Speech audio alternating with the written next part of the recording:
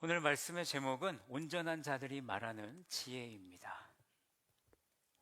오늘 이 예배의 자리를 지키신 우리 성도들을 예수님의 이름으로 환영하고 우리 앞뒤 좌우 성도들과 함께 인사했으면 좋겠습니다. 만나서 반갑습니다. 네. 매주 만날 수 있음에 하나님께 감사드리고 또 매주 만나서 함께 예배 드릴 수 있음에 다시 한 번 더 감사를 드립니다. 많은 성도들의 헌신이 있었기에 우리가 기쁨의 예배를 드릴 수 있었음을 고백하고 성도들의 헌신이 끊이지 않고 더욱 풍성함으로 성도들의 헌신이 넘치기를 예수님의 이름으로 축원합니다. 이 자리에 함께 예배드리는 우리 성도들은 온전한 자로 살아가고 계십니까? 온전한이란 단어는 우리가 보는 성경에 보시면 장성한이라는 그런 뜻으로도 사용이 되고요. 영어로는 메이처, 성숙한, 헬라어로 텔레이오스라고 해서 완벽한, 완성된 이란 의미를 가지고 있습니다. 온전하다라는 것은 종교적인 사람에게 사용하는 것입니다. 영적인 사람을 말할 때, 특별히 영적으로 성숙한 사람을 말할 때 온전하다라고 말을 합니다. 영적으로 성숙한 사람, 온전한 자가 되는 것은 여러분 교회 예배만 드리거나 성경 공부를 참여하고 또 방모임에 열심히 참여한다라고 해서 우리가 온전한 자가 되는 것이 아니죠. 내가 죄인임을 깨닫고 예수를 믿고 구원받은 자가 될 때 온전한 자가 될 수 있는 기회가 주어지는 것입니다. 잘 들으셔야 됩니다. 내가 죄인임을 깨닫고 예수를 믿고 구원을 받을 때 내가 온전한 자가 될 수 있는 기회가 주어진다는 것입니다.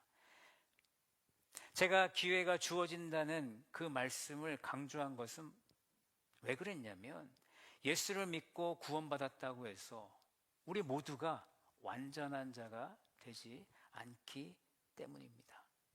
내가 예수를 믿고 구원받았다는 것은 여러분 완성을 의미하는 것이 아닌데 많은 성도들이 예수를 믿고 구원받으면 나의 신앙생활이 완성이 된 걸로 착각을 하면서 새로운 피조물로 거기까지만 만족하는 신앙생활을 우리가 하고 있다는 것입니다. 구원받음으로 완성이 되면 여러분 무슨 일이 벌어질까요? 예수를 믿은 이후에 변화의 삶이 없습니다. 우리는 온전한 자가 되지 못합니다. 우리는 갓난 아이들 같이 순전하고 신령한 젖을 사모하여 구원에 이르도록 예수 그리스도를 닮아가도록 영적으로 자라나야 되는 줄로 믿습니다. 구원받았음은 완성이 아니라 본격적인 신앙 성장의 시작인 것입니다. 우리는 그 시작을 이루어야 됩니다. 예수를 믿고 구원받았다면 그 즉시 영적 성장을 시작해야 합니다. 지역교회를 통해 꾸준한 예배 생활을 이어가야 되고 방모임에 참여하고 큐티하고 성경 공부하고 교회 사역에 참여함으로 우리는 영적 성장을 이룰 수 있지만 여기에서 더욱더 중요한 것은 나의 능력으로 그런 것을 이루는 것이 아니라 성령의 도우심으로 우리는 온전한 성도로 거듭나야 한다라는 것입니다. 정상적인 신앙인이라면 구원받은 그 순간부터 성령의 도움으로 영적으로 우리는 무럭무럭 자라나야 하는 것입니다. 보통 모든 교회 안에는, 대부분 교회 안에는 네 그룹이 있습니다. 첫 번째 그룹은 이제 막 교회 나와서 예수를 알아가는 그런 성도들입니다. 초신자를 말하는 거죠. 이 그룹은 모든 게 새롭고 예수를 알아가면서 세상과의 영적인 싸움이 시작이 됩니다. 두 번째 그룹은 내가 죄인임을 깨닫고 회개하고 예수님을 믿음으로 구원받은 성도입니다. 구원의 확신이 있어서 내가 천국에 감을 기쁨으로 여기면서 신앙생활합니다. 문제는 여기에 만족해서 어린아이와 같은 신앙을 5년이 지나도 10년이 지나도 20년이 지났음에도 어린아이와 같은 신앙을 가진 성도들이 있다라는 것이죠. 그냥 구원받은 것으로 만족하는 것입니다. 세 번째 그룹은 예수를 믿고 구원받아 영적으로 성장하는 성도입니다. 말씀과 기도로 거룩해지고 예수 그리스도의 말씀에 순종하며 하나님 말씀을 이루어가며 살아가기를 노력합니다.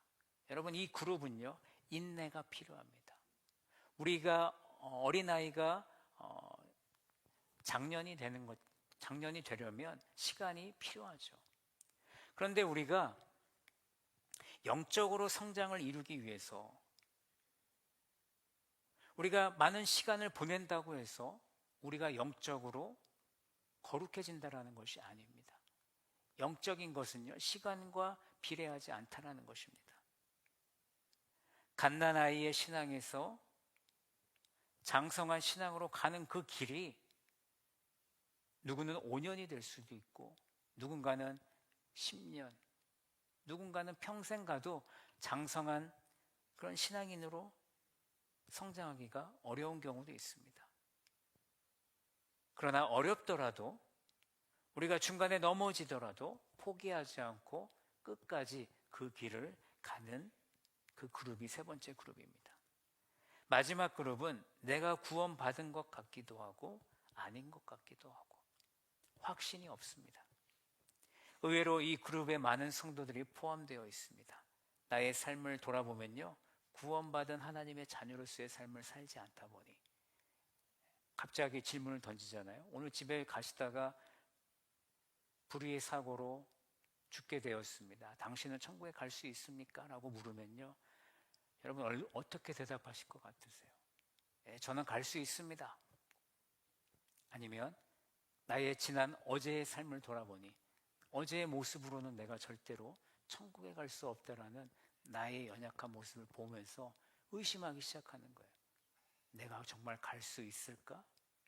내가 이 상태로 하나님의 나라에 들어갈 수 있을까? 하나님이 받아주실까? 나는 아무래도 죽으면 천국에 못 갈 것 같아 라는 결론을 내리면서 확신 없는 그런 신앙의 모습을 가지고 살아가는 그룹이 있습니다. 우리 서머나 성도들은 세 번째 그룹에 속하도록 신앙생활하기를 원합니다. 머물러 있지 마십시오. 그리고 확신을 가지시기 바랍니다. 온전하고 성숙한 성도로 살아가도록 지금 오늘 이 시간부터 발걸음을 떼시기 바랍니다. 여러분 지금도 늦지 않았습니다. 나이가 중요한 것도 아니고 학벌이 중요한 것이 아닙니다. 내가 온전한 성도가 되기를 간절히 바란다라면 우리는 성령님께 기도해야 되는 줄로 믿습니다. 주님, 나를 거룩한 삶으로 인도하여 주시옵소서.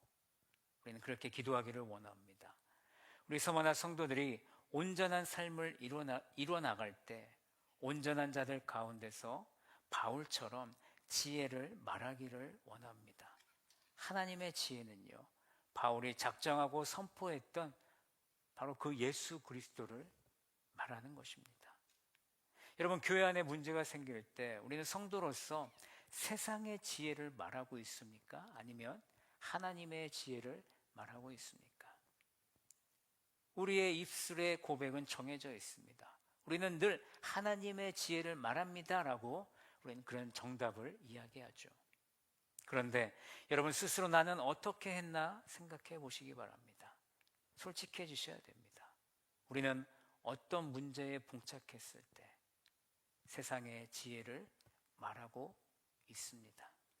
나와 생각이 맞는 사람을 찾아가서 머리를 굴려가며 이 생각 저 생각하다가 누군가가 좋은 해결책을 주면 그것을 따라갑니다.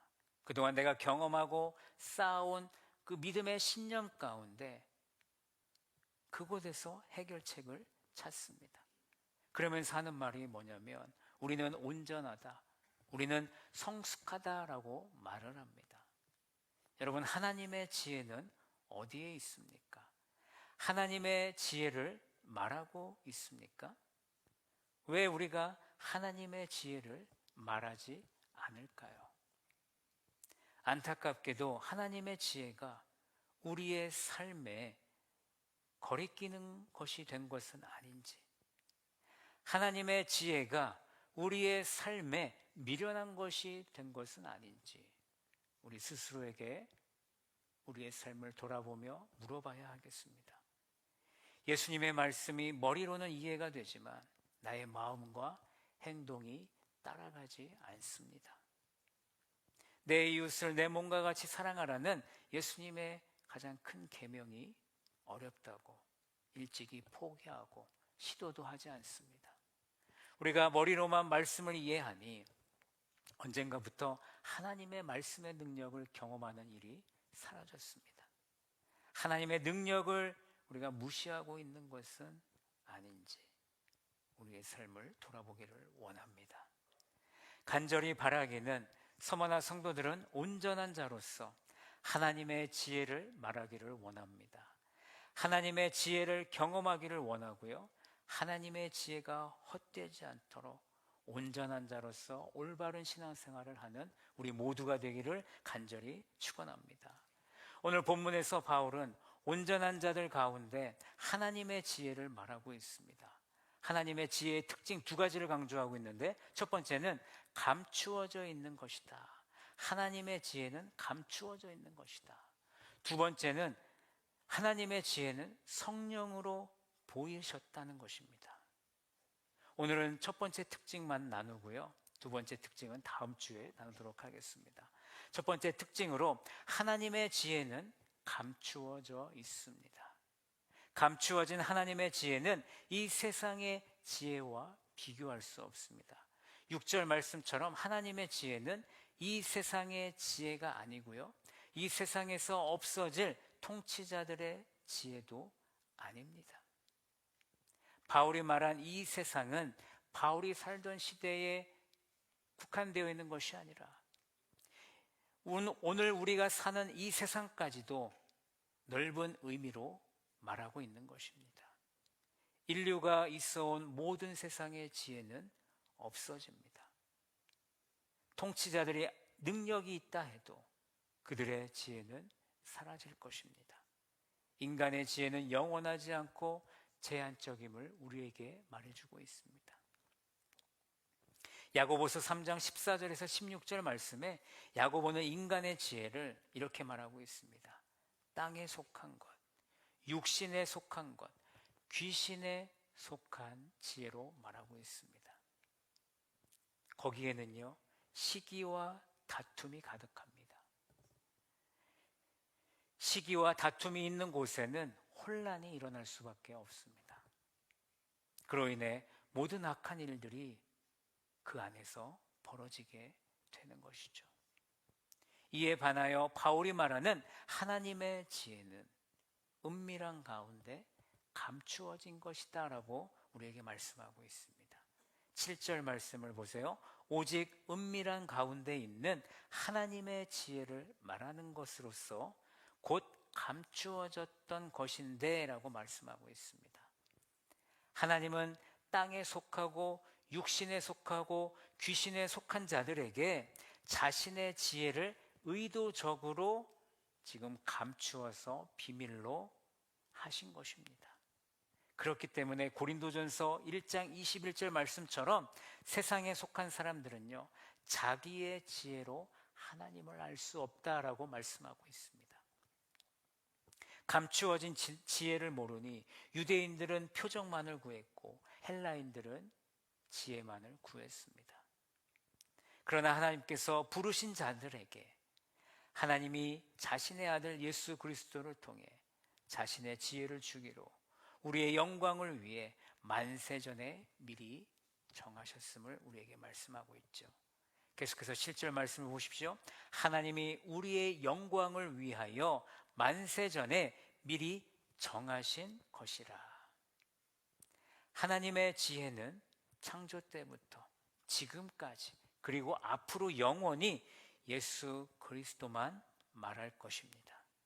하나님의 지혜는 하나님의 구원의 역사에 대한 계획을 포함하고 있습니다. 바울은 이렇게 귀한 하나님의 지혜를 알고 믿고 전하기에 힘썼습니다.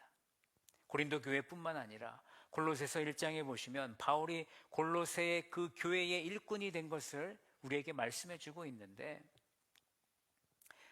그가 이렇게 말합니다. 만세와 만대로부터 감추어졌던 비밀이 이제는 하나님의 성도들에게 나타났다라고 말씀합니다.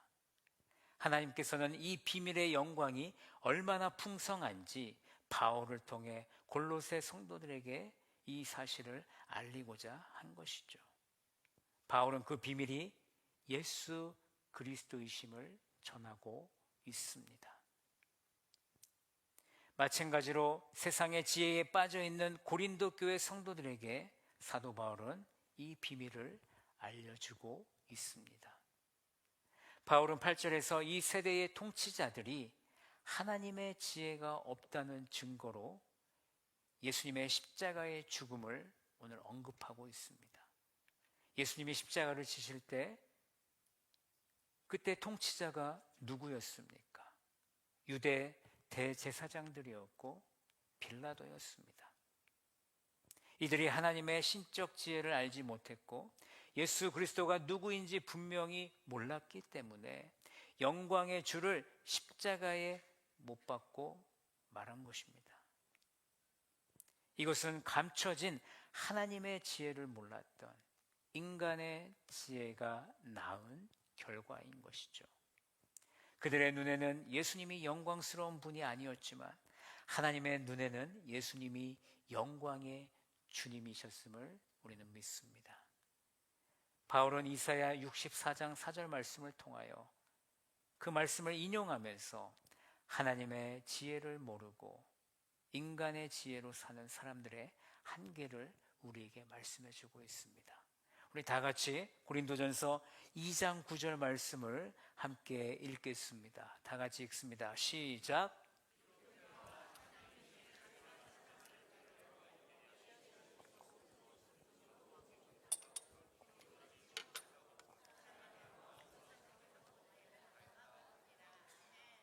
아멘. 인간의 지혜로 사는 사람들은요, 육신의 눈과 귀와 마음으로 하나님이 자기를 사랑하는 자들을 위하여 예비하신 모든 것을 볼 수도 없고 들을 수도 없고 마음에 가질 수도 없다는 것을 말씀하고 있습니다. 숨겨진 하나님의 지혜는 영적인 것입니다. 그래서 우리는 성령을 통해 하나님이 자기를 사랑하는 자들을 위하여 예비하신 모든 것을 보고 듣고 그 마음을 갖게 하신 것입니다. 오늘 첫 번째 하나님의 지혜의 특징, 하나님의 지혜는 감추어졌다라는 것을 우리 신앙생활에 적용해 보기를 원합니다. 여러분, 교회 안에서 우리는 온전하다고 하면서 유한한 인간의 지혜를 가지고 신앙생활하고 있는 우리의 모습은 없습니까? 내가 유한한 인간의 지혜를 가지고 생활하고 있는 것은 아닌지 나를 돌아볼 수 있는 시간이 되기를 원합니다. 나의 신앙의 열매가 시기와 다툼은 아닙니까? 내가 속한 작은 공동체에서 혼란을 일으키는 나의 모습이 있습니까? 우리가 왜 어려움을 겪으면서까지 신앙생활을 해야 할까요? 신앙의 성장을 위해서인가요? 이제 우리는 그런 포장을 하지 말아야 합니다. 왜 힘들게 신앙의 성장을 경험하십니까? 신앙이 어려우니 힘드니 신앙생활에 기쁨이 없고 교회에 마음을 둘 수가 없는 거죠. 하나님의 지혜는 감추어져 있는데 우리의 능력과 경험으로 그것을 발견하려고 하니 하나님의 진리를 발견하지 못한다는 것입니다. 정말 그러면 안 되지만 어쩌면 하나님의 감추어진 지혜를 발견하고 싶은 마음이 없을 수도 있습니다. 하나님의 지혜가 드러나는 순간 우리는 나를 내려놔야 합니다. 예수님은 말씀대로 살라고 우리에게 명령하셨는데 우리는 그렇게 살아가기가 싫습니다. 내 뜻대로 신앙생활을 할 수 없기 때문이죠. 우리는 지금도 여전히 내 마음대로, 내 뜻대로 감춰진 하나님의 그 지혜를 깨닫지 못하고 그렇게 살아가는 우리의 모습이 있다라는 것입니다. 사랑하는 우리 서머나 성도 여러분, 앞으로 우리는 인간의 지혜를 내려놓고 신앙생활하기를 원합니다. 영적인 존재로 성령에 의해 감춰진 하나님의 지혜를 알아가면서 온전한 성도로서 하나님이 예비하신 것들을 누릴 수 있는 눈과 귀와 마음이 열리기를 간절히 축원합니다.